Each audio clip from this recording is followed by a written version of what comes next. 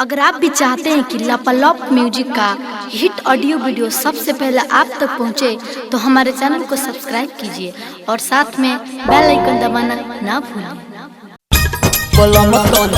धीरे धीरे music by गौरव रोशन। माले आइले माले आइले माले आइले बाटे गिरे गिरे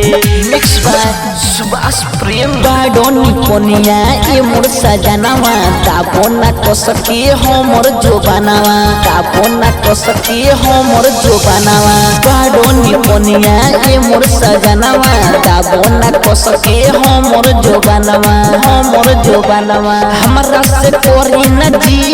रे हमरा से कोरी न जी रे बोलम तोनी मारी धीरे धीरे काहे हो माले आइले बाटे गिरे गिरे बोलम तोनी मारी धीरे धीरे माले आइले बाटे गिरे गिरे बोलम तोनी मारी धीरे धीरे बोलम तोनी मारी धीरे धीरे माले आइले बाटे गिरे गिरे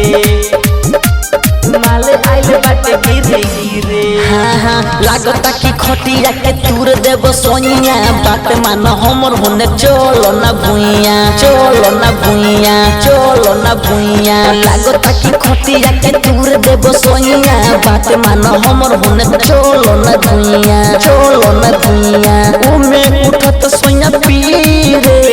ओमे उठत सोया पीरे बोलम तोनी मारी धीरे धीरे माले आइले बाटे गिरे गिरे बोलम तोनी मारी धीरे धीरे माले आइले बाटे गिरे गिरे बोलम तोनी मारी धीरे धीरे बोलम तोनी मारी धीरे धीरे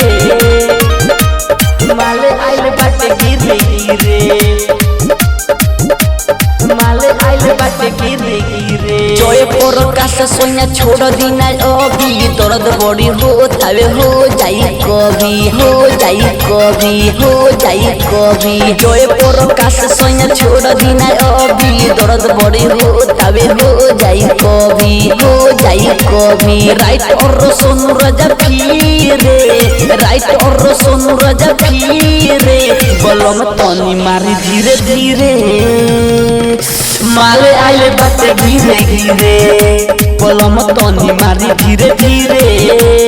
माले आइले बाटे गिरे गिरे बाडोनी कोनिया ये मोर सजनावा दाबो ना को सके हो मोर जोबानावा हो मोर जोबानावा हमरा से कोरी न जी रे हमरा से कोरी न जी रे बोलम तोनी मारी धीरे धीरे माले आइले बाटे गिरे गिरे बोलम तोनी मारी धीरे धीरे माले आइले बाटे गिरे गिरे सनी रिकॉर्डिंग स्टूडियो सरिस्वा रोड रतनमाला।